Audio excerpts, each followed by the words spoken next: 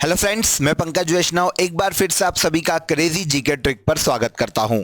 तो फ्रेंड्स, आज का ये जो वीडियो है स्पेशली मध्य प्रदेश के स्टूडेंट के लिए काफ़ी इंपॉर्टेंट होने वाला है, क्योंकि आज के इस वीडियो में हम मध्य प्रदेश के फरवरी और मार्च 2023 के करंट अफेयर्स को यहाँ पर डिस्कस करने वाले हैं। बहुत ही इंपॉर्टेंट वीडियो है, क्योंकि एमपी की सभी एग्जाम्स में मध्य प्रदेश करंट अफेयर्स से काफ़ी क्वेश्चन पूछे जाते हैं। इसीलिए वीडियो में एंड तक बने रहिएगा। पसंद आए तो लाइक और शेयर कर दीजिएगा और चैनल को भी सब्सक्राइब कर लीजिएगा। इसके अलावा अगर आपने हमारा मध्य प्रदेश करंट अफेयर्स 2022 का महामैराथन का वीडियो नहीं देखा है तो मैंने आपको डिस्क्रिप्शन में लिंक दे दी है, आप उस वीडियो पर भी चेकआउट कीजिए, क्योंकि महामैराथन का जो हमारा वीडियो था यहां से एमपी पटवारी में काफ़ी क्वेश्चन पूछे गए हैं। तो एक बार आप इस वीडियो पर भी विजिट कीजिए, काफ़ी इंपॉर्टेंट वीडियो है। चलिए हम आज का सेशन शुरू करते हैं और फरवरी मार्च 2023 के मध्य प्रदेश के सभी इंपॉर्टेंट करंट अफेयर्स को एमसीक्यू फॉर्म में जान लेते हैं। तो आइए सबसे पहला क्वेश्चन देख लेते हैं। देखिए, काफ़ी इंपॉर्टेंट क्वेश्चन है। पहला ही क्वेश्चन क्या पूछा गया है, मध्य प्रदेश का नवीन 53वां जिला मऊगंज किस जिले से पृथक करके बनाया जाएगा। तो देखिए, यहां पर हमको सबसे पहले यह पता चलता है कि मऊगंज एमपी का 53वां जिला है। किससे अलग करके बनाया जाएगा, तो ये रीवा से अलग करके बनाया जाएगा। इसकी घोषणा मार्च 2023 में की जा चुकी है। अब आगे चलकर रीवा से अलग करके मऊगंज को एमपी का 53वां जिला बनाया जाएगा। अब इसी के साथ मध्य प्रदेश में जिलों की संख्या हो जाएगी टोटल 53 और मध्य प्रदेश में संभागों की संख्या हो जाएगी टोटल 10। संभाग 10 ही थे हमारे पास, अब जिले बढ़ के कितने हो जाएंगे, 53। आइए मऊगंज के बारे में जान लेते हैं। देखिए, नवगठित मऊगंज में 4 तहसीलों को शामिल किया जाएगा। 3 तहसीलें पहले से ही रीवा में थी, मऊगंज, हनुमना और नईगढ़ी। चौथी तहसील जो कि मऊगंज में शामिल की जाएगी, अब बनाई जाएगी नई, वो है देवतालाब। तो इस तरह से 4 तहसीलों को 53वें जिले मऊगंज में शामिल किया जाएगा। इस जिले का गठन 15 अगस्त 2023 में किया जाना है। घोषणा हो चुकी है, अब 15 अगस्त 2023 को इसका गठन कर दिया जाएगा। याद रखिएगा एक और इंपॉर्टेंट फैक्ट कि मध्य प्रदेश विधानसभा के जो वर्तमान में अध्यक्ष है गिरीश गौतम, ये देवतालाब क्षेत्र से ही विधायक है, जो कि पहले रीवा में थी, अब कहां पर आ जाएगी ये, अब ये विधायक की सीट आ जाएगी नवगठित मऊगंज में। क्लियर हो जाता है, आई होप समझ में आएगा। इंपॉर्टेंट क्वेश्चन था। अब देखिए, लास्ट में आपको 5 जिले बता देता हूं जो कि लास्ट में गठित हुए हैं, पूछे जाते हैं एग्जाम में काफी बार। तो देखिए, 48 जिलों के बाद 48 जिले मध्य प्रदेश में 2003 में बन चुके थे। उसके बाद 49 नंबर पर 17 मई 2008 को झाबुआ से अलग करके अलीराजपुर को जिला बनाया गया था। एमपी का 49वां जिला है। इसके बाद एमपी का 50वां जिला एक हफ्ते बाद 24 मई 2008 को बनाया जाता है, सीधी से अलग करके सिंगरौली को। 50 जिले हो जाते हैं 2008 में। इसके बाद 2013 में 15 अगस्त 2013 को मध्य प्रदेश में शाजापुर से अलग करके आगर मालवा को जिला बनाया जाता है, एमपी का 51वां जिला। 1 अक्टूबर 2018 को निवाड़ी अलग किया जाता है टीकमगढ़ जिले से। टीकमगढ़ से निवाड़ी को अलग करके एमपी का 52वां जिला बनाया जाता है। अभी तक 52 जिले थे, अब मऊगंज बनाया गया है। घोषणा की गई है 4 मार्च 2023 को, यह बनाया जा रहा है रीवा से अलग करके, एमपी का 53वां जिला है। देखिए, एमपी करंट अफेयर्स के साथ स्टैटिक पोर्शन भी याद रखिएगा, पढ़ लीजिएगा, क्योंकि देखिए एमपी की सभी एग्जाम्स में, चाहे वो एमपीपीएससी हो या व्यापम की अदर्स एग्जाम हो, एमपी का वेटेज 30 से 40% रहता है। बहुत ही इंपॉर्टेंट सब्जेक्ट है। अगर एमपी की आपको एग्जाम देना है तो सबसे बेसिक सब्जेक्ट जो आपको आना चाहिए वो एमपी जीके है फ्रेंड्स, याद रखिएगा। बहुत ही इंपॉर्टेंट सब्जेक्ट है। कंटेंट मार्केट में काफ़ी कम मिलता है, इसीलिए आप सभी के लिए हमने मध्य प्रदेश जीके का एक लाइव बैच स्टार्ट किया है। अगर आप इंटरेस्टेड है, ज्वाइन करना चाहते हैं, तो आप प्ले स्टोर से रूट एप्लीकेशन को डाउनलोड कर लीजिए। वहां पर मेरा एमपी जीके का लाइव बैच आप चल रहा है। डेप्थ में जाकर हम एमपी के सभी टॉपिक को वहां पर कवर करने वाले हैं, एमपी के सभी एग्जाम्स के लिए। जो लेक्चर होंगे वो लाइव और रिकॉर्डेड दोनों फॉर्म में आपको मिलेंगे। स्टडी मटेरियल भी आपको मिलेगा, सभी टॉपिक की आपको सेपरेट पीडीएफ अवेलेबल हो जाएगी। और इसके बाद हर टॉपिक का आपको मॉक टेस्ट भी मिलेगा और जितने भी संभावित क्वेश्चन है आ सकते हैं इन फ्यूचर एग्जाम्स में, वो सभी क्वेश्चन आपको यहाँ पर अवेलेबल होंगे, जिससे एमपी की किसी भी एग्जाम में आपको एमपी जीके का टेंशन लेने की जरूरत नहीं पड़ेगी। तो बिना देर किए बहुत ही नॉमिनल चार्जेस में आप प्ले स्टोर से रूट एप्लीकेशन डाउनलोड कीजिए और रूट एप्लीकेशन में बहुत ही नॉमिनल चार्जेस पे हमारा कोर्स आपके लिए अवेलेबल है। चलिए अगले क्वेश्चन पर आते हैं। Madhya Pradesh form gate app किस मंत्रालय से संबंधित है? तो Madhya Pradesh form gate app जो है फ्रेंड्स, आपको नाम से समझ में आ जाएगा कि फॉर्मिंग की कोई बात कर रहा है। तो ये जो ऐप है ये किसान कल्याण एवं कृषि विकास मंत्रालय का एप्लीकेशन है। तो आंसर हो जाएगा answer A, MP farm gate app किसान कल्याण एवं कृषि विकास मंत्रालय का एप्लीकेशन है। अब ये किससे संबंधित है? तो सीधी सी बात है, कहीं ना कहीं कृषकों के विकास से संबंधित होगा एप्लीकेशन। उन्हें सहूलियत हो, उन्हें उनके बीज की जानकारी अच्छी मिले, उर्वरकों की जानकारी प्रॉपर अवेलेबल हो जाए, इसीलिए इस एप्लीकेशन को एमपी गवर्नमेंट के द्वारा डेवलप किया गया है। आइए जानते हैं। मध्य प्रदेश किसान कल्याण एवं कृषि विकास मंत्रालय की फॉर्म गेट ऐप को कृषि क्षेत्र में ई गवर्नेंस को बढ़ावा देने के लिए हाल ही में अवार्ड प्रदान किया गया है।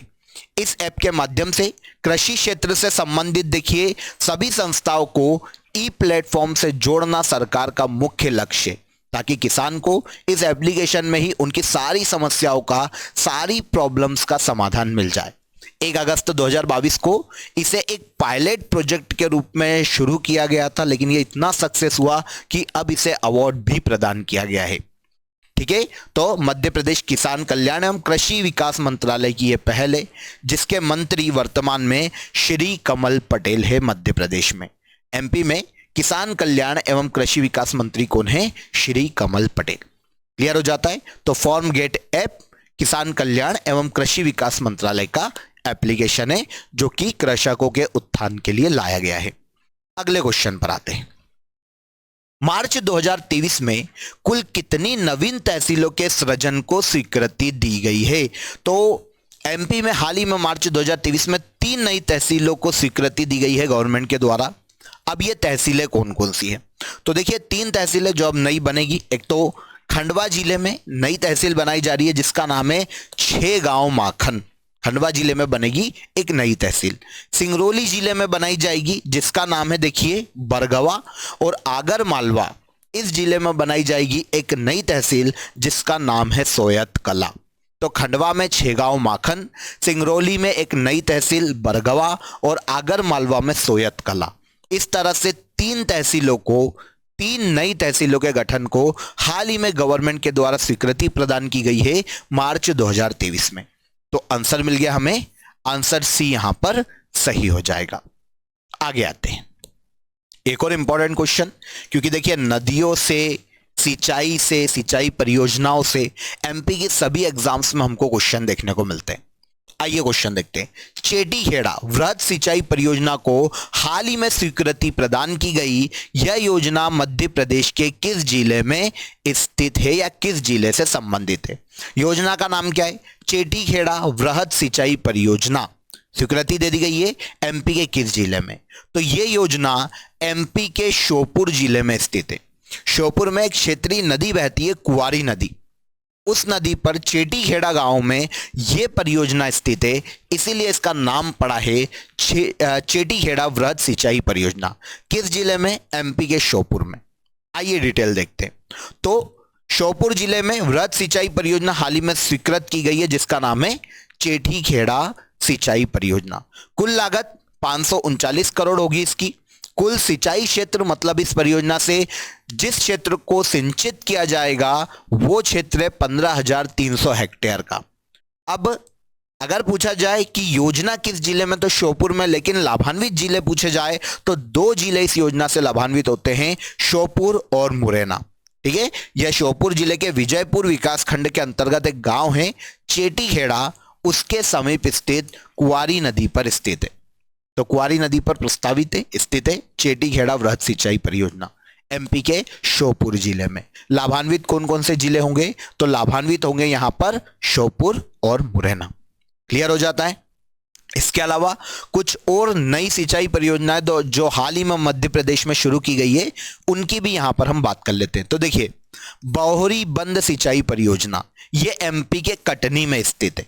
इसके अलावा शहीद इलाप सिंह परियोजना एमपी के हरदा में है। खालवा उद्दहन माइक्रो सिंचाई परियोजना एमपी के खंडवा में है।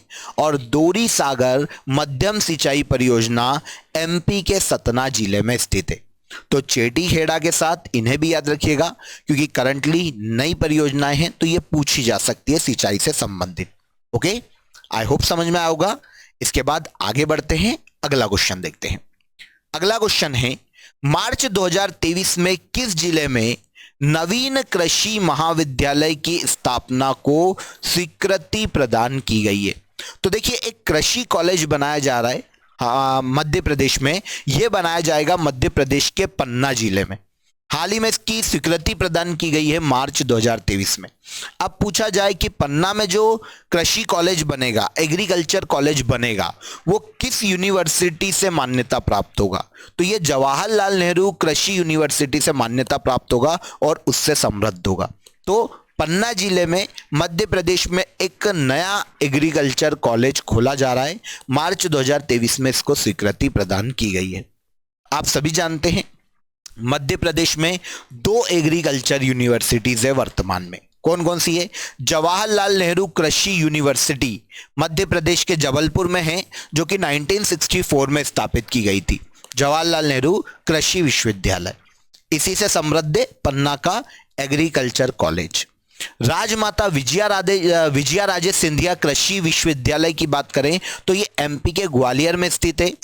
2008 में इसकी स्थापना हुई थी ग्वालियर में। तो सबसे पुरानी एग्रीकल्चर यूनिवर्सिटी जवाहरलाल नेहरू है ना, 1964 जबलपुर। और राजमाता विजया राजे सिंधिया दूसरी एग्रीकल्चर यूनिवर्सिटी एमपी में, एमपी के ग्वालियर में।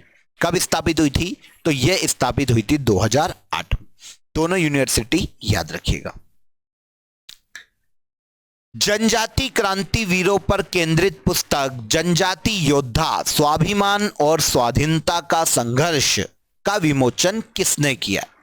तो देखिए, पुस्तक का नाम समझिए पहले, जनजाति योद्धा स्वाभिमान और स्वाधीनता का संघर्ष। यह पुस्तक है, किस पर बेस्ड है? तो देखिए, जितने भी जनजाति क्रांति वीर हैं, क्रांति नायक हुए हैं, जितने भी फ्रीडम फाइटर हुए हैं जो कि जनजातियों से आते हैं, उनकी वीर गाथाओं का वर्णन इस पुस्तक में किया गया है। इसका हाल ही में विमोचन मध्य प्रदेश के मुख्यमंत्री शिवराज सिंह चौहान के द्वारा किया गया था। अब क्वेश्चन आता है, पुस्तक लिखी किसने? तो यह पुस्तक देखिए, यहां पर आप पुस्तक देख सकते हैं। पुस्तक है जनजाति योद्धा और लिखने वाली एक महिला है जिनका नाम है श्रीमती रंजना चितले। ठीक है, जनजाति योद्धाओं के पराक्रम के बारे में इस पुस्तक में बताया गया है। मध्य प्रदेश के और अन्य राज्यों के भी 75 जनजाति नायकों का विवरण, जनजाति नायक या फिर क्रांतिकारियों का विवरण इस पुस्तक में देखने को मिलता है। पूरा नाम है जनजाति योद्धा स्वाभिमान और स्वाधीनता का संघर्ष। ओके, राइटर कौन है? रंजना चितले इस पुस्तक की राइटर है। समझ में आ गया? हाल ही में इसका विमोचन शिवराज सिंह चौहान के द्वारा मार्च 2023 में किया गया है। आगे बढ़ते हैं, अगला क्वेश्चन देखिए। केंद्र सरकार द्वारा गत वर्ष देश में चलाए गए ईट राइट चैलेंज में शामिल देश के 260 जिलों में मध्य प्रदेश के कुल कितने जिले शामिल हैं? तो देखिए, केंद्र सरकार के द्वारा गत वर्ष एक अभियान चलाया गया था, ईट राइट चैलेंज, जिसमें देश के 260 जिलों को शामिल किया गया था। इस चैलेंज में या इस योजना में मध्य प्रदेश के 10 जिले शामिल किए गए। मध्य प्रदेश का भोपाल ईट राइट चैलेंज में देश में दूसरे नंबर पर, भोपाल। फिर एमपी का ग्वालियर 5वें नंबर पर आता है और उज्जैन इस सूची में 8वें नंबर पर शामिल किया गया। तो मध्य प्रदेश में ईट राइट चैलेंज में शामिल पहला जिला कौन या पहला स्थान कौन? तो यह हो जाता है भोपाल। क्लियर? आगे बढ़ते हैं। 23 मार्च 2023 को यूथ महापंचायत का आयोजन किस जिले में किया गया? तो 23 मार्च 2023 को यूथ महापंचायत का आयोजन मध्य प्रदेश की राजधानी भोपाल में किया गया है। कहां किया गया है? भोपाल में। अब यूथ महापंचायत में देखिए, युवाओं के भविष्य के निर्माण के लिए कार्य करने की योजना बनाई जा रही है। युवाओं को शामिल किया जा रहा है ताकि वो वैश्विक, सामाजिक और आर्थिक स्तर पर जो समस्याएं हैं उनके निराकरण के लिए अपने इनोवेटिव आइडियाज दे सके। इसीलिए यूथ महापंचायत का गठन किया गया है मध्य प्रदेश के भोपाल में। कब किया गया है? 23 मार्च 2023 को। जान लेते हैं इसके बारे में। तो 23 मार्च 2023 को राज्य स्तरीय यूथ महापंचायत का आयोजन किया गया। उद्देश्य क्या है? जो मैंने आपको अभी बताया है, मध्य प्रदेश के युवाओं को एक ऐसा मंच प्रदान करना ताकि वे राज्य, देश और दुनिया की सामाजिक, आर्थिक और राजनीतिक चुनौतियों की पहचान कर सके और संभव समाधान कर सके, उसके लिए इनोवेटिव आइडियाज दे सके, अपने समाधान दे सके। इस उद्देश्य से राज्य स्तरीय यूथ महापंचायत की शुरुआत की गई है। इस दौरान राज्य युवा नीति का अनावरण भी किया गया है। ठीक है ना। राज्य युवा नीति का उद्देश्य क्या है? तो युवाओं को सशक्त बनाना और क्षमताओं को विकसित करना, यह उद्देश्य है यूथ या फिर युवा नीति का, ऐसा कह सकते हैं। ठीक है ना। राज्य स्तरीय यूथ महापंचायत मध्य प्रदेश के भोपाल में आयोजित की गई है। अगला क्वेश्चन, हाल ही में कुंडलपुर सिद्ध क्षेत्र और जोगेश्वर नाथ तीर्थ क्षेत्र को पवित्र घोषित किया गया है। यह क्षेत्र किस जिले में? तो देखिए, कुंडलपुर मध्य प्रदेश के दमोह में आता है। वहां पर एक मेला लगता है, बड़े बाबा का मेला, जो कि क्योंकि कुंडलपुर जो है एक जैन तीर्थ स्थल है, और इसके अलावा जोगेश्वर नाथ तीर्थ क्षेत्र भी दमोह में, जो कि एक हिंदू तीर्थ स्थल है। तो दोनों ही मध्य प्रदेश के दमोह में स्थित है, जिसे हाल ही में पवित्र घोषित किया गया है मध्य प्रदेश सरकार के द्वारा। ठीक है ना। आइए देख लेते हैं। तो कुंडलपुर जैन तीर्थ स्थल है। कुंडलपुर में बड़े बाबा का मंदिर प्रसिद्ध है, जहां पर बड़े बाबा का मेला भी लगता है। और जोगेश्वर नाथ हिंदू तीर्थ स्थल है। यह तीर्थ भगवान शिव से संबंधित है, याद रखिएगा। ठीक है ना। तो दोनों ही तीर्थ स्थल जिन्हें पवित्र घोषित किया गया है मध्य प्रदेश के दमोह में स्थित है। इसके बाद नेक्स्ट क्वेश्चन देखिए, हाल ही में विक्रमोत्सव का आयोजन मध्य प्रदेश के किस जिले में किया गया? तो देखिए, आपको नाम से समझ में आ जाएगा। विक्रमोत्सव, चंद्रगुप्त विक्रमादित्य कहां के शासक थे? तो ये एमपी के उज्जैन के शासक थे। तो इन्हीं के नाम पर विक्रमोत्सव का आयोजन भी मध्य प्रदेश के उज्जैन में ही किया जाता है। हाल ही में 25 मार्च से लेकर 2 अप्रैल 2023 तक इसका आयोजन एमपी के उज्जैन में किया गया। किसने आयोजित करवाया? तो सम्राट विक्रमादित्य शोध पीठ, जो कि उज्जैन की है, और इसके अलावा एमपी के अलग अलग जो शासकीय विभाग है, उन्होंने मिलकर विक्रमोत्सव का आयोजन एमपी के उज्जैन में करवाया है। अब इसमें होता क्या है? तो देखिए, जैसे ओरछा उत्सव का आयोजन किया जाता है ओरछा में, इसके अलावा खजुराहो महोत्सव आयोजित किया जाता है छतरपुर में, उसी तरह से विक्रमोत्सव आयोजित किया जाता है उज्जैन में। यहाँ पर भी गाने की प्रस्तुति होती है, नाटकों की प्रस्तुति होती है, इसके अलावा कवि सम्मेलन का भी आयोजन किया जाता है। 2005 से ये एमपी के उज्जैन में लगातार आयोजित किया जा रहा है। तो विक्रमोत्सव का आयोजन एमपी के उज्जैन में 25 मार्च से लेकर 2 अप्रैल 2023 तक किया गया है। हाल ही में अंतर्राष्ट्रीय वर्ल्ड कप शूटिंग प्रतियोगिता का आयोजन मध्य प्रदेश के किस जिले में किया गया या किया जा रहा है? तो देखिए, ISSF वर्ल्ड कप या शूटिंग वर्ल्ड कप जिसको कहते हैं, इसका आयोजन हाल ही में मध्य प्रदेश के भोपाल में किया गया। भोपाल में आयोजित किया गया। कब से कब तक? तो 20 मार्च से लेकर 31 मार्च 2023 तक इसका आयोजन एमपी के भोपाल में किया गया है। देखिए, ऐसा पहली बार हुआ है कि शूटिंग वर्ल्ड कप का आयोजन मध्य प्रदेश में किया गया। अब मध्य प्रदेश से यहां पर भोपाल में आयोजित किया गया। भारत के कुल 37 खिलाड़ियों ने इस वर्ल्ड कप में भाग लिया था, जो कि शूटिंग से संबंधित है। मध्य प्रदेश के खिलाड़ी कौन कौन थे इसमें? तो देखिए, खरगोन से ऐश्वर्य प्रताप सिंह तोमर, ये मध्य प्रदेश के शूटिंग खिलाड़ी है। चिंकी यादव एमपी के भोपाल से है। जबलपुर से रूबीना फ्रांसिस है। ये 3 ऐसे खिलाड़ी हैं जो कि मध्य प्रदेश के सबसे महत्वपूर्ण शूटिंग खिलाड़ी है, याद रखिएगा। मध्य प्रदेश शूटिंग अकादमी भोपाल में 2007 में स्थापित की गई थी। अब ये जो ISSF शूटिंग वर्ल्ड कप का आयोजन भोपाल में किया गया है, इसमें पदक तालिका की अगर हम बात करते हैं तो पहले स्थान पर चाइना रहा है, जिसने टोटल 8 मेडल प्राप्त किए हैं। इसने देखिए तो टोटल 12 मेडल प्राप्त किए हैं, जिनमें से 8 गोल्ड, 2 सिल्वर और 2 ब्रॉन्ज मेडल है। तो टोटल 12 है। ठीक है, इसको याद रखिएगा। इंडिया इस पदक तालिका में दूसरे नंबर पर है ISSF शूटिंग वर्ल्ड कप में। इंडिया ने टोटल 7 पदक प्राप्त किए हैं, 1 गोल्ड, 1 सिल्वर और 5 ब्रॉन्ज। तो इस तरह से 7 मेडल के साथ इंडिया जो पदक तालिका है उसमें दूसरे नंबर पर है। पहले पर कौन है याद रखिएगा, चाइना, और तीसरे को भी याद रखना चाहते हैं तो यह है जर्मनी, जिसने टोटल 3 पदक प्राप्त किए हैं, तीनों एक एक, गोल्ड, ब्रॉन्ज और सिल्वर, तीनों एक एक। तो ये 3 देशों को आप याद रखिए, स्पेशली इंडिया को, कि ये इस वर्ल्ड कप में दूसरे स्थान पर रहा है मेडल टैली में। क्लियर? अगला देखते हैं, मध्य प्रदेश के किस जिले में एकात्म धाम प्रस्तावित है? तो देखिए, एकात्म धाम जो प्रस्तावित है ना, वो मध्य प्रदेश के खंडवा में प्रस्तावित है। एकात्म धाम में एक आदि शंकराचार्य की मूर्ति की स्थापना की जा रही है खंडवा के ओमकारेश्वर में, और वहां पर जैसे महाकाल लोक बनाए ना, वैसे ही एक एकात्म लोक बनाया जाएगा, एकात्म धाम बनाया जाएगा, जहां पर आदि शंकराचार्य की मूर्ति स्थापित की जाएगी। तो कहां पर एकात्म धाम प्रस्तावित है? एमपी के खंडवा में प्रस्तावित है। क्लियर? तो एकात्म धाम आदि शंकराचार्य के अद्वैतवाद दर्शन से संबंधित होगा। आदि शंकराचार्य का अद्वैतवाद, अगर हम उसकी बात करते हैं, दर्शन की बात करते हैं, तो आत्मा और परमात्मा एक ही है ना, आत्मा परमात्मा का ही अंश है और वो अंतिम रूप से परमात्मा ही में ही जाकर विलीन हो जाएगी। ये अद्वैतवाद दर्शन जो है वो आदि शंकराचार्य का है। तो एकात्म धाम भी इसी से संबंधित होगा, दोनों एक है, कौन? आत्मा और परमात्मा, ये कहते हैं आदि शंकराचार्य। एकात्म धाम में आदि शंकराचार्य की प्रतिमा स्थापित होगी, साथ ही यहां अद्वैत संस्थान की भी स्थापना की जाएगी। अन्य कुछ और लोक देखें या ऐसे ही धाम देखें तो देखिए, महाकाल लोक हाल ही में उज्जैन में बनाया गया है।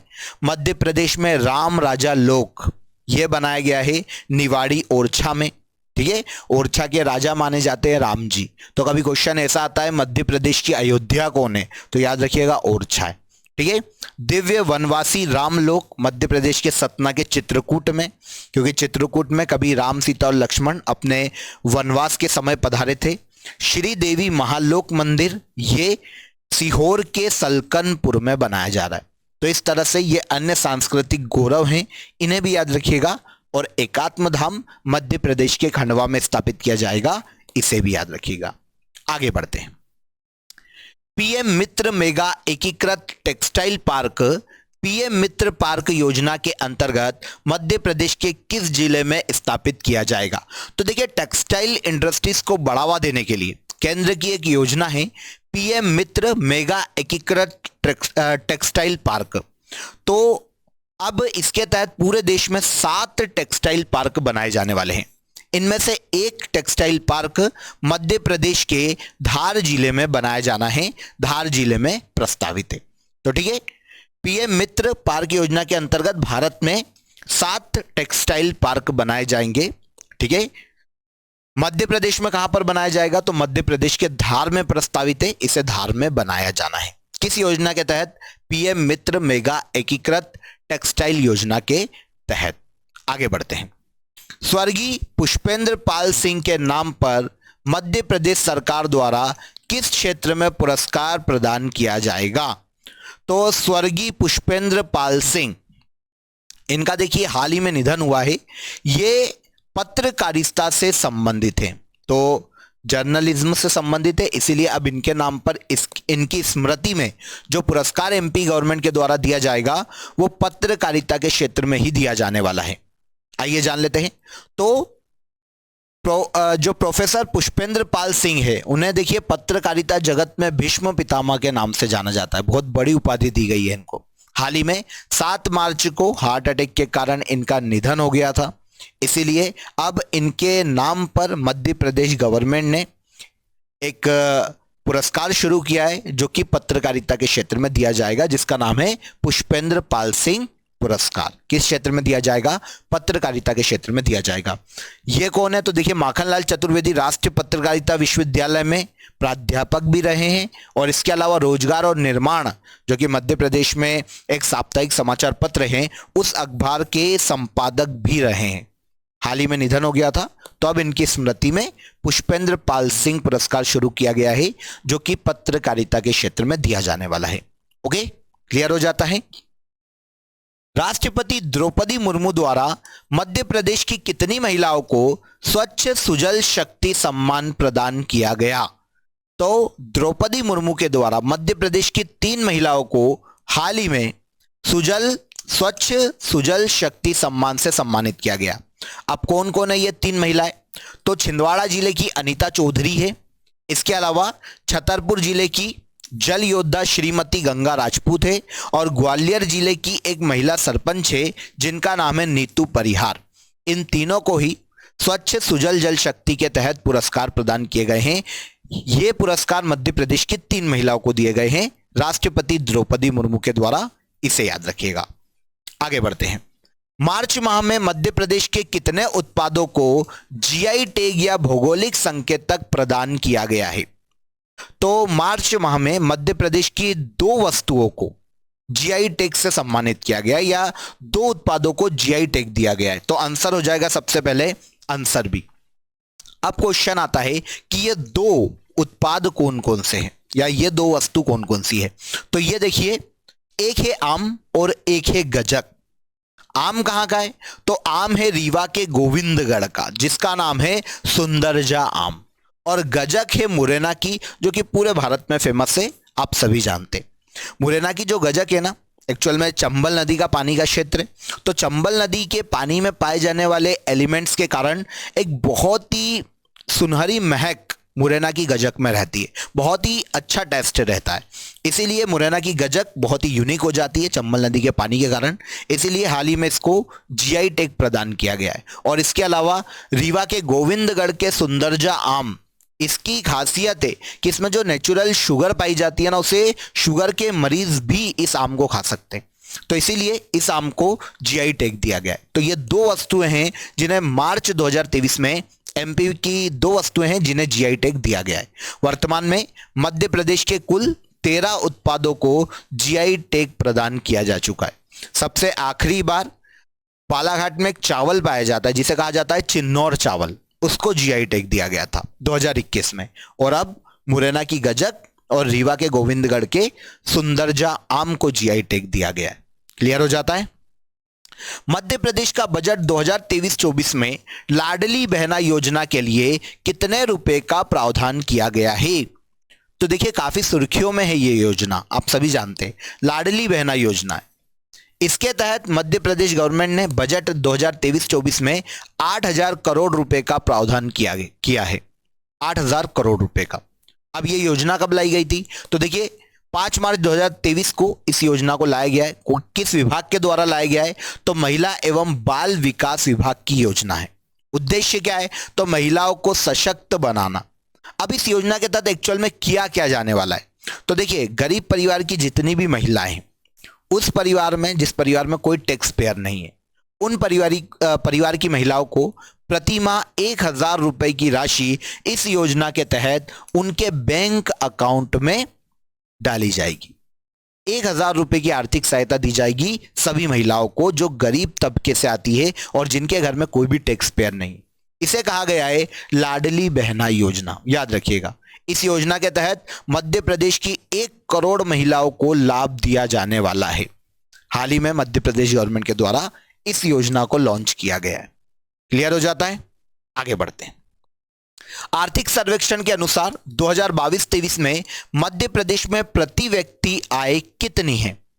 तो आर्थिक सर्वेक्षण 2022-23 के अनुसार मध्य प्रदेश की प्रति व्यक्ति आय 1,40,583 रुपए है, जो कि पिछले साल मतलब 2021-22 में 1,21,594 रुपए थी। अब कितनी हो गई है? 1,40,583 रुपए। मतलब प्रति व्यक्ति आय मध्य प्रदेश की बड़ी है। अब निकालते कैसे हैं? तो जितनी भी इनकम है मध्य प्रदेश में, उसमें से अगर आप डिवाइड कर दोगे एमपी की जनसंख्या को, तो आपको पता चलेगा कि प्रति व्यक्ति मध्य प्रदेश में इनकम कितनी है। वही कहलाती है प्रति व्यक्ति आय। प्रति व्यक्ति आय किसी देश, राज्य, नगर या किसी भी एक क्षेत्र के रहने वाले व्यक्तियों की औसत आय होती है। मध्य प्रदेश में प्रति व्यक्ति आय आर्थिक सर्वेक्षण 2022-23 के अनुसार 1,40,583 रुपए। क्लियर हो जाता है। इंडिया टुडे का एडिटर्स चॉइस अवार्ड के अंतर्गत बेस्ट वाइल्ड लाइफ डेस्टिनेशन श्रेणी में मध्य प्रदेश के किस राष्ट्रीय उद्यान को पुरस्कार प्रदान किया गया है? तो बेस्ट वाइल्ड लाइफ डेस्टिनेशन श्रेणी में जो अवार्ड मिला है मध्य प्रदेश में, वो मिला है सतपुड़ा नेशनल पार्क को। सतपुड़ा नेशनल पार्क यहां पर सही आंसर हो जाएगा। किसका अवार्ड है? ये इंडिया टुडे का एडिटर्स चॉइस अवार्ड है। एमपी के सतपुड़ा नेशनल पार्क को दिया गया है। एमपी का सतपुड़ा नेशनल पार्क मध्य प्रदेश के होशंगाबाद में स्थित है और 1981 में स्थापित किया गया था, एमपी के होशंगाबाद में। वर्तमान में अगर मध्य प्रदेश के वन मंत्री की बात करते हैं तो ये कौन है? कुंवर विजय शाह मध्य प्रदेश के वर्तमान में वन मंत्री है, इन्हें भी याद रखिएगा। तो बेस्ट वाइल्ड लाइफ डेस्टिनेशन श्रेणी में मध्य प्रदेश के सतपुड़ा राष्ट्रीय उद्यान को पुरस्कार दिया गया है इंडिया टुडे के एडिटर्स चॉइस अवार्ड के अंतर्गत। क्लियर? हाल ही में कोल जनजाति महाकुंभ मध्य प्रदेश के किस जिले में आयोजित किया गया? कोल जनजाति महाकुंभ मध्य प्रदेश के किस जिले में आयोजित किया गया है, यह पूछा गया है। तो इसका आयोजन किया गया है मध्य प्रदेश के सतना जिले में। क्योंकि अगर हम कोल जनजाति की बात करते हैं तो आप सभी जानते हैं कि कोल जनजाति मध्य प्रदेश की तीसरी बड़ी जनजाति है और इनका निवास स्थान देखने जाते हैं तो मध्य प्रदेश के उत्तर पूर्वी एरिया में, मतलब सतना, रीवा, सीधी, सिंगरौली आदि जिलों में कोल जनजाति का निवास स्थान है। तो कोल जनजाति महाकुंभ भी हाल ही में मध्य प्रदेश के सतना जिले में आयोजित किया गया है। मध्य प्रदेश की तीसरी बड़ी जनजाति है कोल जनजाति। निवास स्थान अभी मैंने आपको बताया, ये एमपी के सब उत्तर पूर्वी जिले हैं। आपने एक पौराणिक पात्र का नाम सुना होगा, माता शबरी का, रामायण में। वो माता शबरी कोल जनजाति से ही संबंधित थी। ठीक है। इस महाकुंभ का शुभारंभ भारत के गृह मंत्री अमित शाह के द्वारा किया गया था मध्य प्रदेश के सतना जिले में। सतना मेडिकल कॉलेज का लोकार्पण किसके द्वारा किया गया? तो सतना में जो मेडिकल कॉलेज बनाया जा रहा है उसका लोकार्पण मध्य प्रदेश भारत के गृह मंत्री अमित शाह के द्वारा किया गया है, याद रखिएगा। आंसर डी यहां पर सही हो जाएगा। नेक्स्ट देखते हैं, चलिए डिटेल देख लेते हैं। 24 फरवरी 2023 को 500 करोड़ से निर्मित मेडिकल कॉलेज का उद्घाटन भारत के गृह मंत्री अमित शाह के द्वारा किया गया है। छोटा सा एक फैक्ट था, वैसे मैं आपको यहां पर बता ही चुका था। चलिए आगे बढ़ते हैं। हरित बॉन्ड जारी करने वाला देश का पहला नगर निगम कौन बन गया है? Very important question. तो हरित बॉन्ड जारी करने वाला देश का पहला नगर निगम इंदौर नगर निगम है। इसकी तो प्रशंसा करना बनता है क्योंकि आप जानते हैं इंदौर नगर निगम इंदौर को भारत में स्वच्छता में प्रथम स्थान दिला चुका है ना। तो इंदौर नगर निगम के द्वारा अभी देखिए इनकी प्लानिंग है कि साफ सुथरा बनाए रखने के लिए, शहर को साफ सुथरा बनाए रखने के लिए और संसाधनों की बचत के लिए जो पंपिंग स्टेशन है इंदौर में, वहां पर सौर ऊर्जा संयंत्र लगाए जा सके। इसके लिए अब इनको चाहिए फंडिंग, पैसा चाहिए, क्योंकि ये जो योजना इस पे लगभग देखिए 305 करोड़ रुपए खर्च होने वाला है। अब आएगा कहां से? तो इसीलिए इंदौर नगर निगम ने क्या किया है, हरित बॉन्ड जारी किया है और ये देश का पहला ऐसा नगर निगम बन गया है जिसने हरित बॉन्ड जारी किए। ठीक है। अब हरित बॉन्ड के जरिए ये 244 करोड़ रुपए जुटाने वाले, इसलिए इन्होंने नेशनल स्टॉक एक्सचेंज में भी इस बॉन्ड को सूचीबद्ध करवा दिया है ताकि सौर ऊर्जा संयंत्र लगाए जा सके इंदौर के पंपिंग स्टेशन पर और स्वच्छता में और अच्छा काम किया जा सके। तो हरित बॉन्ड जारी करने वाला देश का पहला नगर निगम इंदौर नगर निगम है। क्लियर हो जाता है। मध्य प्रदेश देश के कुल गेहूं निर्यात में कितने प्रतिशत गेहूं निर्यात भागीदारी के साथ देश में प्रथम स्थान पर है? तो देखिए आपको यहां से क्या पता चला कि गेहूं निर्यात में मध्य प्रदेश पहले स्थान पर है। ठीक है ना। अब कितने प्रतिशत गेहूं निर्यात करता है? तो ये देश में सबसे ज्यादा 46% गेहूं का निर्यात करता है। कौन करता है? मध्य प्रदेश। मध्य प्रदेश का सबसे मुख्य खाद्यान्न गेहूं है और सबसे ज्यादा बोई जाने वाली फसल पूछा जाता तो फिर सोयाबीन होता, लेकिन सोयाबीन खाद्यान्न फसल नहीं। खाद्यान्न फसल कौन? गेहूं। एमपी में सबसे ज्यादा बोया जाता है, मुख्य खाद्यान्न है, लेकिन मुख्य फसल जो बोई जाती है वो सोयाबीन है। याद रखिएगा।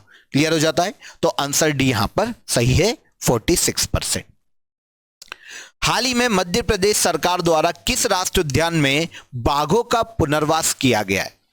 तो मध्य प्रदेश सरकार के द्वारा बाघों का पुनर्वास की व्यवस्था मध्य प्रदेश के माधव नेशनल पार्क में की जा रही है। कहां पर आता है? तो यह नेशनल पार्क एमपी के शिवपुरी जिले में स्थित है। शिवपुरी में माधव नेशनल पार्क की स्थापना 1958 में की गई थी। यहां पर मध्य प्रदेश सरकार के द्वारा बाघों के पुनर्वास की व्यवस्था की जा रही है। क्लियर हो जाता है? यहां पर एक चीज और याद रखिएगा कि जॉर्ज केसल का किला, अगर क्वेश्चन आता है एमपी के किस नेशनल पार्क में, तो वो भी माधव नेशनल पार्क में स्थित है, एमपी के शिवपुरी में। 1958 में स्थापित हुआ था। और एमपी में सहरिया जनजाति का निवास भी, क्योंकि उत्तरी मध्य प्रदेश में तो माधव नेशनल पार्क शिवपुरी में भी मिल जाता है, और इसके अलावा कुनो पालपुर नेशनल पार्क जो कि श्योपुर में है, वहां पर भी सहरिया जनजाति का निवास मिल जाता है। एमपी की 3 विशेष पिछड़ी जनजातियों में से एक है सहरिया, जो कि माधव नेशनल पार्क शिवपुरी और कुनो राष्ट्रीय उद्यान जो कि एमपी के श्योपुर में, दोनों में निवास करती है। क्लियर हो जाता है? बाघों का पुनर्वास मध्य प्रदेश गवर्नमेंट के द्वारा किस नेशनल पार्क में किया जा रहा है? माधव नेशनल पार्क में। मार्च 2023 को राष्ट्रपति द्रौपदी मुर्मू द्वारा मध्य प्रदेश की कितनी हस्तियों को पद्मश्री पुरस्कार से सम्मानित किया गया है? तो मार्च 2023 में भारत के प्रेसिडेंट के द्वारा एमपी की 4 हस्तियों को पद्मश्री पुरस्कार से सम्मानित किया गया है। कौन कौन सी है 4 हस्तियां? तो देखिए, जोधैया बाई बेगा एमपी के उमरिया जिले से है और बेगा कला के लिए प्रसिद्ध है। कला के क्षेत्र में इन्हें पद्मश्री दिया गया है। फिर एम सी डावर, ठीक है, पूरा नाम है मुनीश्वर चंद्र डावर। ये एक डॉक्टर है, एमपी के जबलपुर से हैं, तो चिकित्सा के क्षेत्र में इन्हें पद्मश्री से सम्मानित किया गया है। रमेश परमार और शांति परमार, इन्हें संयुक्त रूप से कला के क्षेत्र में पद्मश्री से सम्मानित किया गया है, और दोनों ही एमपी के झाबुआ से। तो 4 हो गए, जोधैया बाई बेगा उमरिया से, मुनीश्वर चंद्र डावर एमसी डावर को सही कर लेना, सॉरी, एमसी डावर ये जबलपुर से है मध्य प्रदेश में, और रमेश परमार और शांति परमार एमपी के झाबुआ से। ठीक है ना? तो ये हो गए टोटल 4 लोग जिन्हें पद्मश्री से सम्मानित किया गया है। आगे बढ़ते हैं। 13 से 15 फरवरी को G20 देशों की कृषि आधारित बैठक का आयोजन मध्य प्रदेश के किस जिले में किया गया? तो 13 से 15 फरवरी को G20 देशों की जो कृषि आधारित बैठक है, जो कि पहली बार हुई है, यहां पर देखिए फर्स्ट है ना, पहली बार हुई है, इसका आयोजन मध्य प्रदेश के इंदौर में किया गया है। कहां पर? इंदौर में। तो आंसर सही हो जाएगा, आंसर सी। इसके अलावा G20 थिंक बैठक, जो थिंक टैंक की बैठक है, उसका आयोजन भोपाल में किया गया था फरवरी में, और इसके पहले प्रवासी भारतीय सम्मेलन का आयोजन इंदौर में किया गया था। तो तीनों याद रखिएगा, प्रवासी भारतीय सम्मेलन इंदौर में जनवरी में, फरवरी में G20 थिंक टैंक की बैठक भोपाल में आयोजित की गई थी, और फरवरी में ही G20 देशों की कृषि आधारित बैठक का आयोजन मध्य प्रदेश के इंदौर में किया गया है। हाल ही में मध्य प्रदेश के किस जिले में नवीन हवाई अड्डे के निर्माण कार्य की आधारशिला रखी गई है? तो एमपी में एक नया हवाई अड्डा प्रस्तावित है, एमपी के रीवा में। ठीक है, आधारशिला रख दी गई है, मध्य प्रदेश के रीवा में बनेगा। इसके पहले अगर हम देखें मध्य प्रदेश में, तो 5 हवाई अड्डे एमपी में पहले से, एक अंतर्राष्ट्रीय हवाई अड्डा है और 4 घरेलू हवाई अड्डे हैं। इसके अलावा 33 हवाई पट्टियां या रनवे भी मध्य प्रदेश में मौजूद है। अब 5 हवाई अड्डे की अगर हम बात करें जो कि मध्य प्रदेश में स्थित है, अगर कहां कहां पर है देखें, तो देखिए इंदौर में देवी अहिल्याबाई होलकर हवाई अड्डा है, भोपाल में राजा भोज है, जबलपुर में डुमना या रानी दुर्गावती के नाम से जाना जाता है, खजुराहो हवाई अड्डा है छतरपुर में, और ग्वालियर में स्थित है मध्य प्रदेश में सिंधिया हवाई अड्डा या ग्वालियर हवाई अड्डे के नाम से जाना जाता है। तो इस तरह से 5 हवाई अड्डे मध्य प्रदेश में स्थित है, एक अंतर्राष्ट्रीय है और 4 घरेलू उड़ानों के लिए है। 33 हवाई पट्टियां वर्तमान में मध्य प्रदेश में स्थित है। ठीक है, भारत के केंद्रीय उड्डयन मंत्री मध्य प्रदेश से ही आते हैं, जिनका नाम है ज्योतिरादित्य सिंधिया। अब नया हवाई अड्डा बन रहा है मध्य प्रदेश में, कहां पर?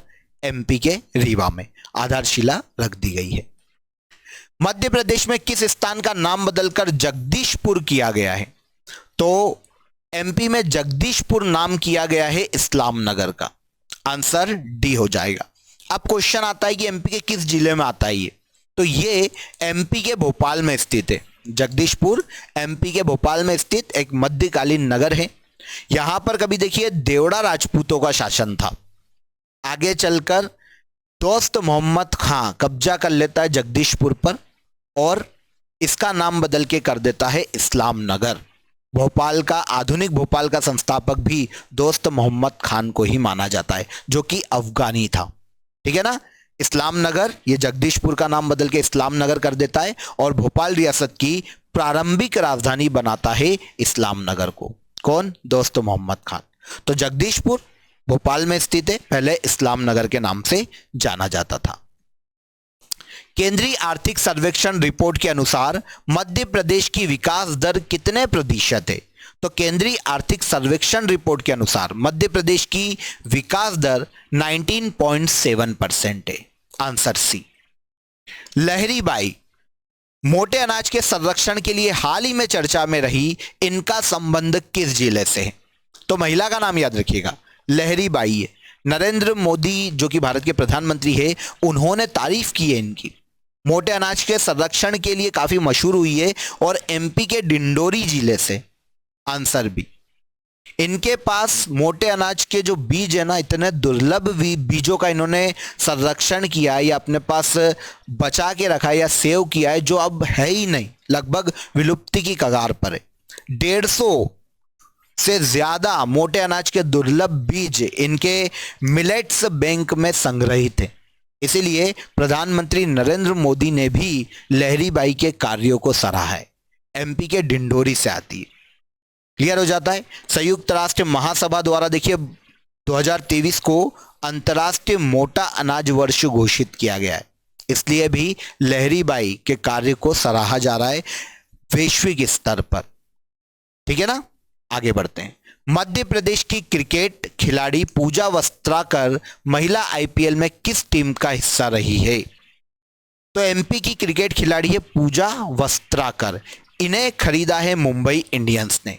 मुंबई इंडियंस ने इन्हें 1,90,00,000 रुपए में खरीदा है। ये एमपी के शहडोल की रहने वाली है। मध्य प्रदेश की क्रिकेट खिलाड़ी कहां से है? एमपी के शहडोल से। नाम क्या है? पूजा वस्त्राकर। और पहले महिला आईपीएल में इन्हें खरीदा है मुंबई इंडियंस की टीम ने। आंसर ए यहां पर सही हो जाएगा। मध्य प्रदेश सरकार द्वारा आदि शंकराचार्य की प्रतिमा की स्थापना मध्य प्रदेश के किस जिले में की जा रही है? पहले ही हमने इसको पढ़ लिया है। आई होप आंसर पता चल गया होगा, बहुत इजी हो जाएगा अब तो यह है मध्य प्रदेश के खंडवा में आदि शंकराचार्य की प्रतिमा।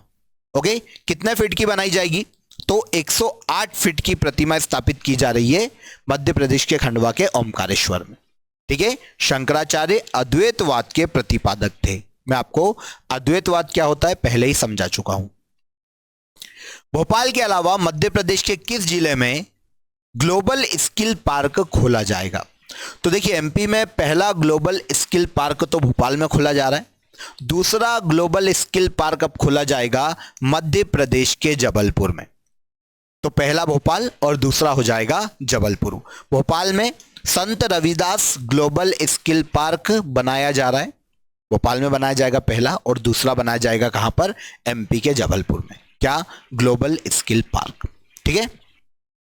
मध्य प्रदेश सरकार ने कृषि यंत्रीकरण को बढ़ावा देने के लिए मार्च 2023 में किस योजना को मंजूरी प्रदान की?